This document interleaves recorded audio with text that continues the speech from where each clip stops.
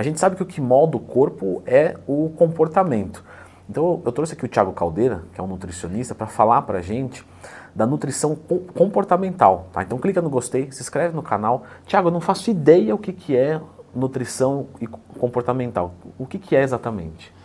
A nutrição comportamental é quando a pessoa, você coloca, explica para o indivíduo onde que o fator do resultado estético não é o comer e o treinar, e sim é um resultado primeiro que vem mental, isso reflete no corpo, Lê. Tá. Então, se eu pego lá uma idosa que come há 50 anos a mesma coisa e eu passar uma dieta de frango e batata todos de manhã, ela não vai fazer porque não é aquele comportamento que ela teve nos últimos 60 anos. De maneira alguma. Assim como a gente faz em sala, eu faço nos meus pacientes, você lá no seu consultório, a gente faz uma anamnese e em cima dessa anamnese é onde que nós pegamos o hábito do paciente, em cima desse hábito nós fazemos pequenos ajustes onde se enquadra na rotina dele. Um exemplo claro, por exemplo, hoje a gente está num país com estados e culturas totalmente diferentes, né? Onde que a gente vê que o paulista se alimenta de um jeito, o nordestino praticamente totalmente diferente. Tem um casal que eu atendo lá, um casal do Nordeste, faz um tempo que eles não vão lá. Eu até fiz um vídeo falando sobre cuscuz na dieta, né? Então lembra de procurar dentro do Twin mais temas, se tiverem qualquer dúvida. Porque o cuscuz na dieta do paulista não é muito comum. Não, agora, no do nordestino, se tirar o cuscuz, o bicho fica bravo, né? Eu sou um verdadeiro exemplo disso, porque eu vim de uma família metade paulista e metade nordestina. Então eu acompanhei o meu avô, que faleceu aos 93 anos. Esse meu avô, às 6 horas da manhã, ele comia mandioca e carne seca. E no dia do velório dele, ele foi visitado por 3 namoradas dele. Então, cara, as pessoas falavam, pô, mas como que esse senhor tinha essa vitalidade, né? Só que a gente volta muito lá atrás, né, Lê? Como que ele nutriu o corpo dele a vida inteira? É comida de verdade, descascava mais, desembrulhava menos. Mas é um hábito que um paulista normalmente não consegue aderir inicialmente. E como é que faz, então, Thiago? Por exemplo, porque eu tenho certeza que muita gente em casa, né? Eu tenho um curso que é como montar uma dieta do zero. E lá eu vejo o pessoal, pô, mas já tentei começar a dieta, não consegui e tal. E lá eu expliquei, mas eu quero que você explique com as suas palavras, com o seu jeito. Uma pessoa que não consegue fazer dieta, ela só começa e para. Como é que faz? Primeiro, acredito que a gente tem que procurar um profissional. Falando sobre os micro-hábitos, Lê, nós somos pessoas extremamente organizadas externamente, nosso corpo, dívida, problema, responsabilidade com a família, e internamente totalmente desorganizados. Nós cuidamos dos outros, esquecemos da gente, né? Então, o primeiro passo que eu falo para todo mundo, se tiver condição, procura um profissional que sai da zona de conforto.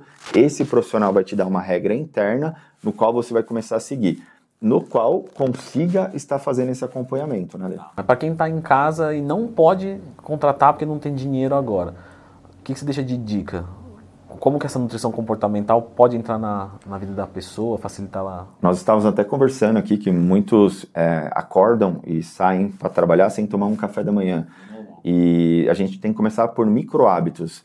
Esse rapaz que quando quer começar a fazer uma dieta, cara, não adianta às vezes ele colocar um ovo assim que ele acorda, porque por mais que o ovo seja uma opção muito boa, é algo muito restrito, sabe? É algo que está incompatível ao organismo dele. Então, sempre nossa sugestão é poder ingerir alimentos mais práticos, por exemplo, pegar um derivado de uma proteína, um queijinho branco, um queijinho ricota e poder iniciar o dia comendo alguma coisa. No que for humanamente possível fazer todo dia, sim, né? Porque o que eu vejo, tá, pessoal, prestem atenção nisso. Eu vejo as pessoas falando assim, não, eu consigo comer ovo de manhã. Tá. Só que você consegue comer ovo de manhã todos os dias? Porque esse é um outro ponto, porque você não vai fazer dieta por um dia, por uma semana. Em tese, é pro resto da vida. Lógico que a gente pode ter uma flexibilidade, um dia come ovo, outro dia come queijo, a gente vai variando, né? Mas se você já está montando uma dieta que olhando no papel já é difícil, putz, uma semana disso, provavelmente tem alguma coisa que a gente pode melhorar. Exatamente. E é sempre que eu falo pra galera, a gente hoje tem a internet ela é boa e ruim, porque é boa porque a gente começa a ver opções bacanas e ruim porque mistura a cabeça de todo mundo, né? Porque você vê o que o determinado pessoa faz e acaba tentando colocar na sua vida. Então, por exemplo, a gente acabou de falar do ovo no café da manhã.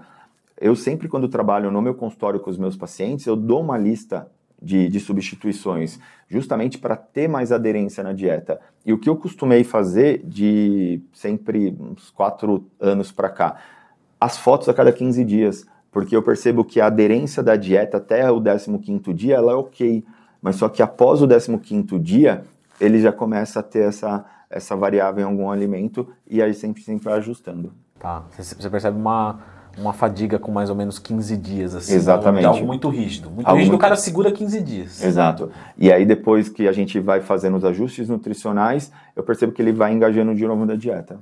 Tá. E você acha que entra também nutrição comportamental, esse lance de preparar o alimento, por exemplo, comprar o alimento, faz parte da nutrição? Fui no supermercado, escolhi o que eu gosto. Faz parte do trabalho, na verdade, né? Porque tudo que a gente tiver o trabalho de fazer, a gente vai dar mais valor nisso. Então, quando você vai no mercado, o primeiro processo que você tem é escolher o alimento. O segundo, a gente se torna chato na dieta, né? Porque quando a gente gasta muito dinheiro, a gente acaba selecionando o produto mais barato. Por exemplo, às vezes eu coloco como opção para o meu paciente o mamão ou o melão. E o melão tá muito caro. Nossa, eu como melão, adoro melão, só que tá difícil comprar. Muito caro. Então, o próprio paciente ele acaba tendo mais valor no dinheiro dele. Então, quando ele olha aquela fruta ou aquele alimento lá na fruteira dele, ele fala, caramba, cara, calma aí, aquilo não foi de graça. Então, ele começa a ter mais aderência na dieta aí e dá mais valor a isso. E como é que eu tenho um comportamento de negar um chocolate, de negar sabe, uma besteira? Sim, eu tô aqui fazendo minha dieta tranquilo, e aí vai acontecer isso. Eu vou receber convite, eu vou receber oferta, eu vou estar trabalhando, vou me oferecer uma bolachinha com café com açúcar. Como que você instrui seus pacientes nesse sentido? Primeiro é entender o que o chocolate tem relevância na sua vida, né? Todos nós temos hormônios do prazer, 5-HTP, serotonina e endorfina, que é algo que nos acalma. Quando os pacientes chegam até nós em sala, muitos não vê a vida deles, sem um determinado chocolate, sem a determinada cervejinha, né? Só que eu falo para todo mundo que não é tirar prazer, é substituir prazer. Quando as pessoas hoje tentam fazer uma dieta e essa dieta é algo que está incompatível com o organismo, eles não têm bons resultados, muitas vezes eles olham para o chocolate e eles não conseguem negar o mesmo. Porque o chocolate até fala, me come. Aí ele fala, não vou te comer. Mas por que você não vai me comer? Porque hoje eu treinei, me alimentei bem, comi um frango com batata agora, então eu não vou te comer. Só que muitas vezes o chocolate olha para a pessoa e fala assim, tá, mas você tá fazendo tudo isso daí, e você tá vendo o resultado no seu corpo? Então é aqui que pega, que é na hora que o cara pensa e reflete e fala, mano, não tô vendo o resultado. Vai lá. Então a ideia sempre de você estar fazendo uma dieta é no qual onde você ingira alimentos bons, né?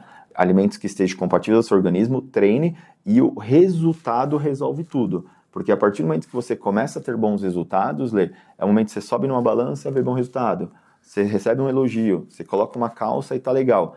Assim que o chocolate vem até você, automaticamente você olha e fala, cara, eu não vou te comer. Porque o resultado aqui tá sendo tão bom que eu não vou te comer. Você acha que o resultado é o melhor motivador? O resultado é o melhor motivador. Isso a gente está falando de um prazer do chocolate, né? Só que vale a pena salientar que existem outros prazeres. Tem gente que bebe, tem gente que usa droga. Eu atendi uma paciente essa semana, que ela é compulsiva em compra, cara. Inclusive, a mesma chegou em sala chorando. Por quê? O esposo teve uma reunião com ela há 1 mês e meio atrás e falou que seria a última vez que ele ia perdoar ela. E ela vindo para consulta, ele descobriu que ela gastou o cartão de novo. O que aconteceu? Terminou. Quando eu trouxe para ela, expliquei, eu falei, você sabe por que você compra? Ela falou, é impossível, tio. Eu falei, não, é porque é um prazer. Na verdade, você está tão chateada, tão irritada às vezes, muitas vezes você vai no shopping e aí você olha para uma loja e fala, nossa, que loja legal. E aí você vai lá, mas passa o cartão. E na hora que ela passa o cartão, é um momento que ela esquece dos problemas, assim como alguém esquece quando come um chocolate, nós no treino. Ela poderia virar uma obesa se ela canalizasse isso para comida, de repente ela tem uma vaidade e canalizou para compra, mas o problema em base é o mesmo, né? E aí eu cheguei em casa e falei, cara, por que comprei isso? Eu nem preciso, né? E aí quando eu expus isso pra ela, ela falou, não, acho que é por causa disso. Eu falei, não acha que é por causa disso. É isso, só tô te dando clareza que é por causa disso. E às vezes seu esposo terminou com você e ele não tem noção que você tá fazendo isso para não brigar com ele em casa. Então você tem que tratar a base, né? É adequado, então, mesmo a nutrição comportamental por si só, às vezes não é suficiente. Ela precisa de um terapeuta na parte psicológica para... Por isso que eu falei no início do programa que a dieta não é comer e treinar. É cabeça e isso reflete no corpo. Então, a partir do momento que você começa a dar clareza para os seus pacientes o porquê está seguindo essa rotina, fica muito mais claro, cara. Legal. Pessoal, eu vou deixar então a indicação de um vídeo aqui, mas antes coloca para seguir o Thiago, tá? O link está aqui na descrição do Instagram dele. mas é um vídeo aqui que fala justamente sobre alguns macetes para você colocar no seu dia, coisas que a gente viveu e percebeu que colocando isso melhora. Então dá uma olhadinha nesse vídeo aqui.